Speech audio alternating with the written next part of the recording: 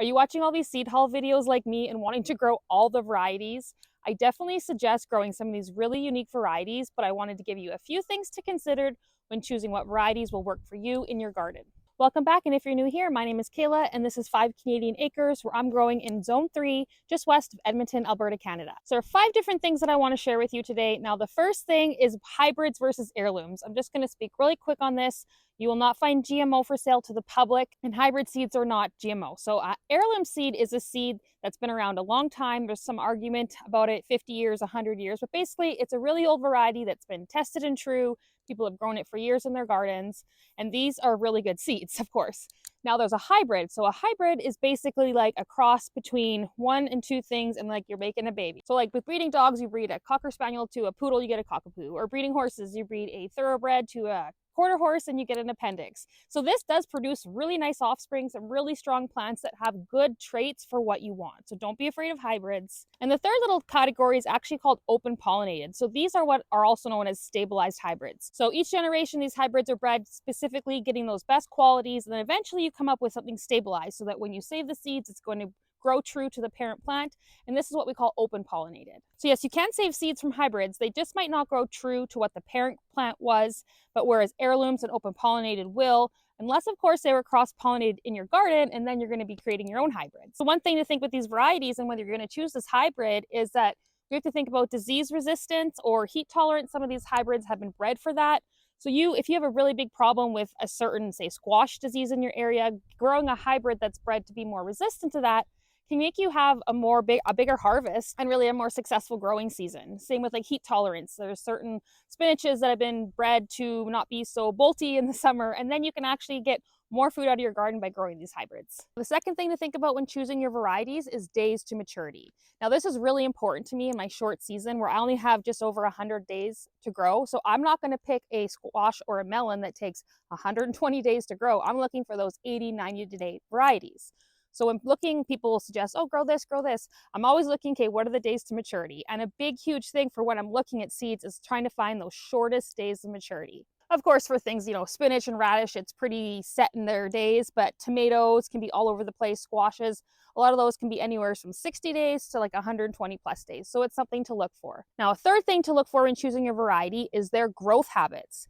It's kind of crazy. You can get a tomato that's going to grow 2 feet tall, or you can have a tomato that grows 6, 8 feet tall. Same with peas. For some reason, I haven't really paid attention, and I've grown peas that grow 6 feet and just flop over my little trellises.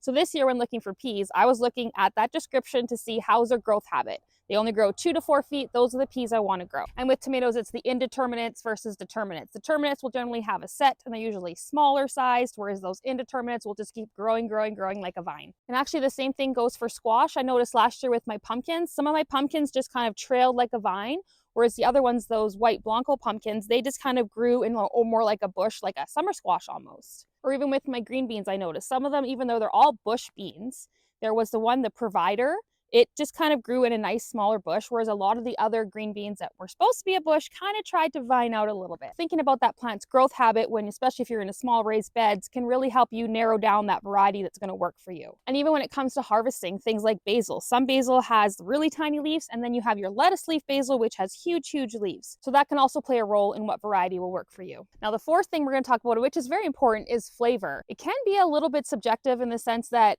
I can grow the same variety as tomato as you, but depending on your soil and your fertilizer and your implements, when you pick it, how much you've watered it, can also affect its flavor. But again, setting yourself up with those right genetics for flavor will set you that much more ahead in having that delicious tasting tomato. Again, we talk a lot about tomatoes because tomatoes are kind of like that gateway to gardening in those neat varieties. There are some really neat tomatoes out there. And even though I'm not the biggest tomato lover, I still grow a ton every year. It's just really nice having all those splashes of color throughout the garden, those reds and those purples and those oranges and yellows. And it really just brings all that beauty. And last year I grew the sugar magnolia peas, which my family really liked, but I found they just were not as sweet as the normal snap peas. So while I'll still grow them, I'm going to be devoting a lot more space to those really sweet sugar snap peas that I like. Now, the fifth and final thing about picking that variety is uniqueness. To me, I love growing things, you can't buy at the grocery store. Those little cucamelons are really fun. This year I ordered some seeds for a really neat tomatillo. I'll have that in that seed haul video once they all arrive. And I like to grow a lot of those unique cucumber varieties like the dragon's egg cucumber, there's a lemon cucumber, apple cucumber. These are things you're not going to find at the grocery store. So they kind of make that effort you're putting into the gardening a little bit more worth it, knowing that I can't just go and buy this for $1 at the store. And some of these heirloom varieties have a really neat story behind them too. Last year I grew the Sasha's Altea, which has the story of a man over in Siberia, and he went and he walked days to get these seeds, and they're the best in all of Siberia. So it's really kind of cool growing these seeds, knowing these seeds, where these seeds came from, and the story that a man has grown these for years. It really just brings that connection to what you are growing in the garden. So hopefully that helped a little bit with all that overwhelm of what am I going to grow in my garden. Again, I'm growing new varieties every year and finding tried and true ones, and that is just really part of the fun, you know, looking through all the catalogs and reading all the comments about what is good to grow. And let me know if there's any unique variety that you're excited about to grow in your garden this year. As always, thank you so much for watching, and we'll see you next time. Bye.